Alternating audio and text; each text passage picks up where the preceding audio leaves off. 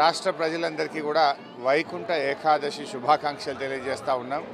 ఇలా రాష్ట్ర వ్యాప్తంగా కూడా అన్ని దేవాలయాల్లో మరి ఉత్తర ద్వార దర్శనం అనేటువంటిది ఈనాటి ప్రత్యేకత. మరి రాష్ట్ర ప్రజలందరూ కూడా ఎంతో భక్తి శ్రద్ధలతో ఈరోజు వైకుంఠ ఏకాదశి సందర్భంగా దేవుణ్ణి దర్శించుకోవడం జరుగుతూ ఉంది. మరి నేను కూడా ఈరోజు సిద్దిపేట వెంకటేశ్వర స్వామి ఆలయంలో వెంకటేశ్వర స్వామి గారిని దర్శించుకొని ప్రత్యేకమైన పూజా కార్యక్రమాలు చేసుకోవడం జరిగింది. మరి ఆ భగవంతుడి యొక్క కృపతో రాష్ట్ర ప్రజలందరూ కూడా సుఖ సంతోషాలతో ఆయురారోగ్యాలతో ఉండాలని, మన తెలంగాణ రాష్ట్రం మరింత అభివృద్ధి పథంలో ముందుకు సాగాలని ఆ దేవుణ్ణి ప్రసాదిస్తూ మళ్ళీ కరోనా లాంటి విపత్తులు మన రాష్ట్రాన్ని మన దేశాన్ని తాకకుండా ప్రజలందరినీ కూడా ఆ దేవుడు కాపాడాలని చెప్పి మనసారా ప్రార్థిస్తాం.